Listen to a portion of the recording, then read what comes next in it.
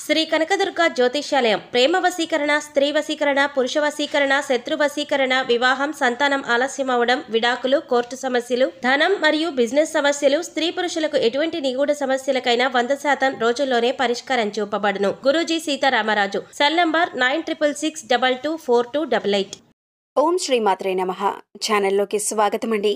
ఫిబ్రవరి 9న శక్తివంతమైన చొల్లంగి అమావాస్య. దీనినే మౌని అమావాస్య అని కూడా అంటారు.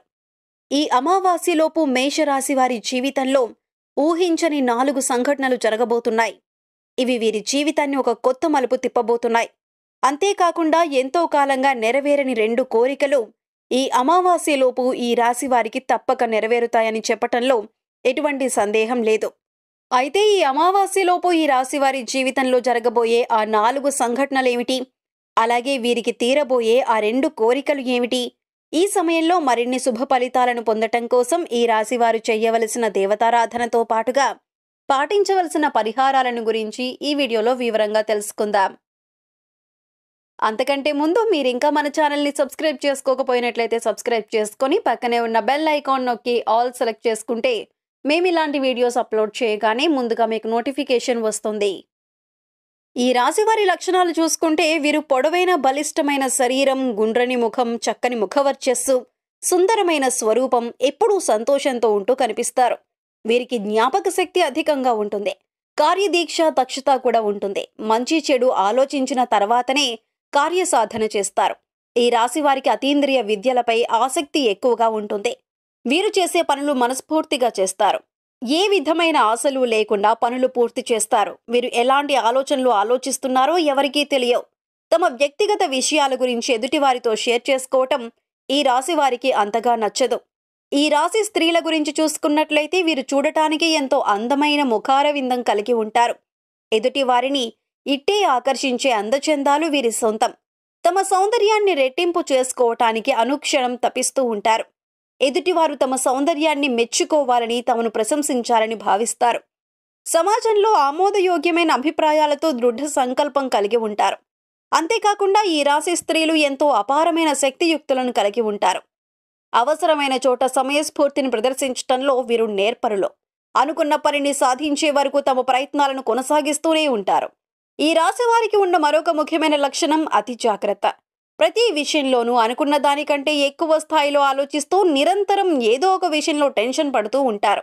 వీరి అతి జాగ్రత్త కారణంగా కొన్నిసార్లు ఎన్నో ఇబ్బందులను ఎదుర్కొంటారు. అయినా సరే వీరి యొక్క అతి జాగ్రత్త అనే లక్షణం మాత్రం పోదు. ఈ రాశి స్త్రీలు ఎంతో ప్రేమ, ఆప్యాయతలు కలిగి ఉంటారు. ఇతరుల పట్ల సానుకూల వైఖరి కలిగి ఉంటారు. పెద్దలను గౌరవిస్తారు. కుటుంబ సభ్యుల అంగీకారం ప్రకారం నడుచుకుంటారు. తమ వాళ్లని ఇబ్బంది పెట్టే పనులు చేయటానికి ఇష్టపడరు. ఈ రాశి స్త్రీలు తమ భాగస్వామి పట్ల ఎంతైతే ప్రేమాభిమానాలు కలిగి ఉంటారో తమ భాగస్వామి నుండి తమకు కూడా అంతే ప్రేమాభిమానాలు దక్కాలని ఆశిస్తారు. మొండితనం, స్థిరమైన స్వభావాలు వీరిలో ప్రస్ఫుటంగా కనిపిస్తున్నాయి. వీరికి కోపం చాలా త్వరగా వస్తుంది. అయితే ఆ కోపం ఎంతోసేపు కొనసాగదు. దాని నుంచి చాలా వేగంగానే బయటపడి ఆ విషయాన్ని అంతటితో మర్చిపోతారు. ఈ రాశివారు అమావాస్యలోపు వినబోయే 4 సంఘటనల గురించి చూసుకున్నట్లయితే ముఖ్యంగా వీరికి, వీరి బంధువులకి ఎంతో కాలంగా ఉన్న చిన్న చిన్న మనస్పర్ధలన్నీ కూడా ఈ సమయంలో పూర్తిగా తొలగిపోతాయి. అదెలాగంటే ఒక శుభకార్యంలో అనుకోకుండా మీరు మీ బంధువులు కలుసుకోవడం జరుగుతుంది. అక్కడ మీరు ఎడముఖం పెడముఖంగా ఉంటూ మీ మధ్య జరిగిన గొడవలను గుర్తు చేసుకుంటారు. అయితే ఈ సమయంలోనే మీరు మీ బంధువులు కలిసి కూర్చొని మాట్లాడుకుని ఒకరికొకరు క్షమాపణ చెప్పుకొని మీ మధ్య గొడవలన్నీ పూర్తిగా తొలగిపోయేలా చేసుకుంటారు. తద్వారా మీకు, మీ బంధువులకు మధ్య ఉన్న తగాదాలన్నీ పూర్తిగా తొలగిపోయి సత్సంబంధాలు పెరుగుతాయి. అంతేకాకుండా మీరు మీ బంధువులతో పాటు ఎన్నో శుభకార్యాలకు హాజరవుతారు. ఎన్నో విహారయాత్రలకు, తీర్థయాత్రలకు వెళ్తారు. మరొక సంఘటన ఏమిటంటే ఎవరైతే ఉన్నత చదువుల కోసం విదేశాలకు వెళ్లాలనుకుంటున్నారో వారికి ఈ సమయంలో విదేశాలకు వెళ్లే అవకాశం లభిస్తుంది. అంతేకాకుండా వ్యాపార అభివృద్ధి కోసం, ఉద్యోగ ప్రయోజనాల కోసం లేదా ఉన్నత చదువులు చదువుకుని అక్కడే మంచి స్థానంలో స్థిరపడాలనుకునే వారి కోసం అందరికీ ఈ సమయం చాలా అనుకూలంగా ఉంటుంది.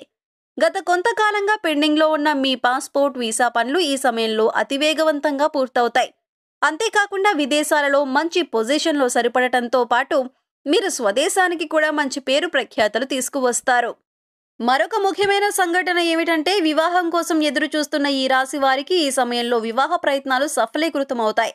ఎంతో కాలంగా ఎన్ని ప్రయత్నాలు చేస్తున్నప్పటికీ వివాహం జరగక ఇబ్బంది పడుతున్న వారికి, అలాగే పీటల మీద వరకు వచ్చిన పెళ్లి ఆగిపోయిన ఈ రాశి వారికి మీరు కోరుకున్న వ్యక్తిని, మీకు నచ్చినట్టుగా అన్ని గుణాలున్న వ్యక్తిని వివాహం చేసుకునే అవకాశం లభిస్తుంది. అలాగే ఎవరైతే తమ ప్రేమ వ్యవహారాలను ఇంట్లో చెప్పి కుటుంబ సభ్యులు అందరి అంగీకారంతో వివాహం చేసుకోవడం కోసం ఎంతో కాలంగా వేచి ఉన్నారో వారికి ఈ సమయం అనుకూలంగా ఉంది. ఈ సమయంలో మీరు ప్రేమించిన వ్యక్తి గురించి మీ కుటుంబంలో చెప్పడం ద్వారా వారు మీ ప్రేమ వివాహానికి మద్దతునిస్తారు.